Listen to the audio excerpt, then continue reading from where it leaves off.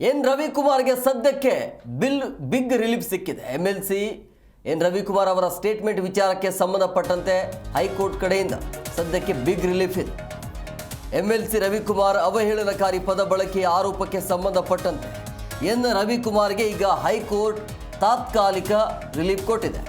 July 8ರವರೆಗೆ ಬಂಧಿಸೋದು ಬೇಡ ಅಂತ ಸೂಚನೆ ಕೊಡಲಾಗಿದೆ. ಆದರೆ ತನಿಖೆಗೆ ಸಹಕರಿಸುವಂತೆ ಕೋರ್ಟ್ ಕಡೆಯಿಂದ ಸೂಚನೆ ಇದೆ. FIR ಪ್ರಶ್ನಿಸಿ ಅರ್ಜಿಯನ್ನು ಸಲ್ಲಿಸಿದ್ರು MLC ರವಿಕುಮಾರ್. ಅರ್ಜಿದಾರರ ಪರ ಹಿರಿಯ ವಕೀಲರಾಗಿರುವಂಥ ಅರುಣ್ ಶ್ಯಾಮ್ ವಾದವನ್ನು ಮಾಡಿದರು. ಸೊ 8ನೇ ತಾರೀಕಿಗೆ ಇವರ ಭವಿಷ್ಯ ಗೊತ್ತಾಗುತ್ತೆ. 8ನೇ ತಾರೀಕಿನ ತನಕ ಬಂಧಿಸೋದು ಬೇಡ, ಆದರೆ ತನಿಖೆಗೆ ಸಹಕರಿಸಬೇಕು ಅನ್ನೋದು. ಯಾಕೆ ಇದೆಲ್ಲ ಆಯಿತು ಅಂತ ಹೇಳಿದ್ರೆ ಎನ್ ರವಿಕುಮಾರ್ ಅವರ ಒಂದು ಹೇಳಿಕೆ ವಿಚಾರವಾಗಿ. ಈ ಬಗ್ಗೆ ಮತ್ತಷ್ಟು ಮಾಹಿತಿ ನೀಡ್ತಾರೆ ನಮ್ಮ ಪ್ರತಿನಿಧಿ ಭವ್ಯ ಫೋನ್ ಸಂಪರ್ಕದಲ್ಲಿದ್ದಾರೆ. ಭವ್ಯ, ಈಗ ಸದ್ಯಕ್ಕಂತೂ MLC ರವಿಕುಮಾರ್ ಅವರಿಗೆ ಬಿಗ್ ರಿಲೀಫ್ ಇದು. ಮುಂದೆ ಏನಾಗಬಹುದು ಅಂತ, ಏನೇನು ಆಯ್ತು ಇವತ್ತು?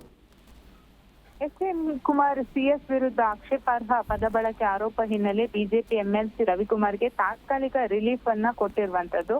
ಆದ್ರೆ ಖಡಕ್ ಸೂಚನೆಯನ್ನ ಕೂಡ ಹೈಕೋರ್ಟ್ ನ್ಯಾಯಮೂರ್ತಿಗಳು ನೀಡಿರುವಂತದ್ದು. ಅಂದ್ರೆ ರಾಜಕಾರಣಿಗಳು ಬಳಸುವ ಭಾಷೆ ಏನಿದೆ ಅದು ಕೆಳಮಟ್ಟಕ್ಕಿರಬಾರ್ದು ಎಂದು ನ್ಯಾಯಮೂರ್ತಿ SR ಕೃಷ್ಣ ಕುಮಾರ್ ಅವರಿದ್ದಂತಹ ಪೀಠ ಅಸಮಾಧಾನವನ್ನ ಕೂಡ ವ್ಯಕ್ತಪಡಿಸಿರುವಂತದ್ದು. ಸೊ ಈಗಾಗಲೇ ಜನಪ್ರತಿನಿಧಿಗಳ ವಿಶೇಷ ಕೋರ್ಟ್ ಮಧ್ಯಂತರ ನಿರೀಕ್ಷಣಾ ಜಾಮೀನನ್ನ ಕೂಡ ನೀಡಿದೆ.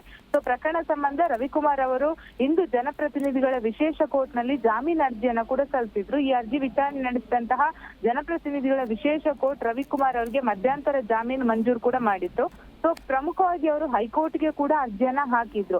ಅಂದ್ರೆ ಇವತ್ತು ಬಹಳಷ್ಟು ವಾದ ಪ್ರತಿವಾದ ಕೂಡ ನಡೆಯಿತು. ರವಿಕುಮಾರ್ ಪರವಾಗಿ ಹಿರಿಯ ವಕೀಲ ಅರುಣ್ ಶ್ಯಾಮ್ ಅವರು ವಾದ ಮಂಡಿಸಿದ್ರು. ಈ ಸಂದರ್ಭದಲ್ಲಿ ಅವರು ವಿಧಾನಸೌಧದ ಮುಂದೆ ರವಿಕುಮಾರ್ ಪ್ರತಿಭಟನೆ ನಡೆಸುತ್ತಿದ್ರು. ಆ ವೇಳೆ ಮುಖ್ಯಮಂತ್ರಿಗಳು ಸರ್ಕಾರ ಸ್ಪಂದಿಸುತ್ತಿಲ್ಲವೆಂಬ ಅರ್ಥದಲ್ಲಿ ಹೇಳಿಕೆ ನೀಡಿದ್ದಾರೆ. ಆದ್ರೆ ಇದನ್ನ ರಾಜಕೀಯ ಪ್ರೇರಿತವಾಗಿ ಆರೋಪವನ್ನ ಮಾಡಲಾಗ್ತಿದೆ ಎಂದು ಕೋರ್ಟ್ ಅಲ್ಲಿ ಮನವರಿಕೆ ಮಾಡುವಂತಹ ಒಂದು ವಾದವನ್ನ ಕೂಡ ಮಾಡಿದ್ರು. ಸೊ ಹಾಗೇನೆ ಈ ಸಂದರ್ಭದಲ್ಲಿ ನ್ಯಾಯಮೂರ್ತಿಗಳು ವಿಡಿಯೋ ಕ್ಲಿಪ್ ನಲ್ಲಿ ಏನಿದೆ ಅನ್ನೋದ್ರ ಬಗ್ಗೆ ಕೂಡ ಪ್ರಶ್ನೆ ಮಾಡಿದ್ರು. ಸೊ ರವಿಕುಮಾರ್ ಅವರು ಹೇಳಿದಂತಹ ಹೇಳಿಕೆಯನ್ನ ಕೂಡ ನ್ಯಾಯಮೂರ್ತಿಗಳಿಗೆ ತೋರಿಸಿರುವಂತದ್ದು. ಇದೇ ಸಂದರ್ಭದಲ್ಲಿ ಸರ್ಕಾರದ ಪರ SPP ಬೆಳ್ಳಿಯಪ್ಪ ಅವರು ಆಕ್ಷೇಪಣೆಯನ್ನ ಕೂಡ ವ್ಯಕ್ತಪಡಿಸಿದ್ರು. ಈ ಕೇಸ್ನಲ್ಲಿ ಮುಖ್ಯ ಕಾರ್ಯದರ್ಶಿ ಸಂತ್ರಸ್ತೆ ಆಗಿದ್ದಾರೆ. ನಾವು ಮಾಧ್ಯಮದ ಹೇಳಿಕೆಯನ್ನ ಪಡೆಯುತ್ತೇವೆ, ಯಾರು ಬೇಕಾದ್ರೂ ಕಾನೂನು ಪ್ರಕ್ರಿಯೆಯನ್ನ ಆರಂಭಿಸಬಹುದು ಅನ್ನೋ ಮಾತನ್ನ ಕೂಡ ಇಲ್ಲಿ ತಿಳಿಸಿದ್ರು.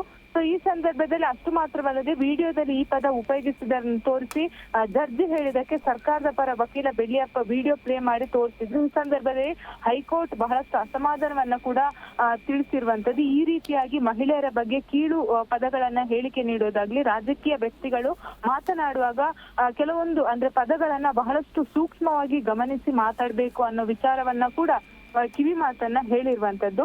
ಅಷ್ಟು ಮಾತ್ರವಲ್ಲದೆ ಸದ್ಯ ಅವರಿಗೆ ಜುಲೈ 8ಕ್ಕೆ ವಿಚಾರಣೆಯನ್ನ ಮುಂದೂಡಿಕೆ ಮಾಡಿರುವಂತದ್ದು.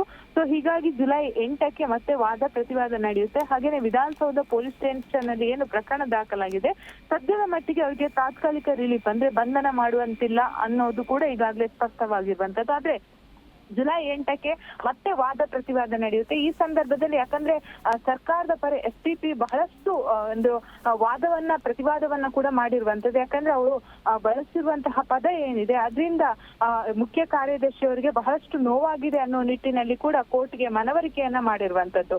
ಸೊ ಮತ್ತೊಂದ್ ಕಡೆ ಅವರಿಗೆ ಜನಪ್ರತಿನಿಧಿಗಳ ನ್ಯಾಯಾಲಯದಲ್ಲಿ ಜಾಮೀನು ದೊರಕಿರೋ ಕಾರಣಕ್ಕಾಗಿ ಅವರು ಪೊಲೀಸರು ತನಿಖೆಗೆ ಕರೆದಾಗ ತನಿಖೆಗೆ ಸಹಕಾರವನ್ನು ನೀಡಬೇಕು. ಸೊ ಜುಲೈ 8ಕ್ಕೆ ಏನಾಗುತ್ತೆ ಅನ್ನೋದನ್ನ ಕೂಡ ನೋಡ್ಬೇಕಾಗುತ್ತೆ. ಓಕೆ, ಥ್ಯಾಂಕ್ ಯು ಭವ್ಯ ನಿಮ್ಮೆಲ್ಲ ಡೀಟೇಲ್ಸ್ಗಾಗಿ.